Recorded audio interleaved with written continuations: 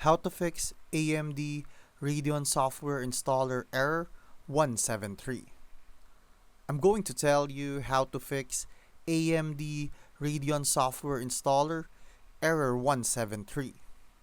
This error usually pops up when the installer doesn't detect any compatible AMD graphics hardware in your system. First, double check that your GPU is actually an AMD Radeon card. If you're on a laptop with BIOS integrated and discrete graphics, the system might be defaulting to the integrated one. So go to BIOS on your system settings and make sure the discrete GPU is enabled. Also, make sure you're downloading the correct version of the software, match it exactly with your GPU model and operating system. Next, uninstall any old AMD drivers using the AMD cleanup utility. Restart your PC, then run the installer again as an administrator.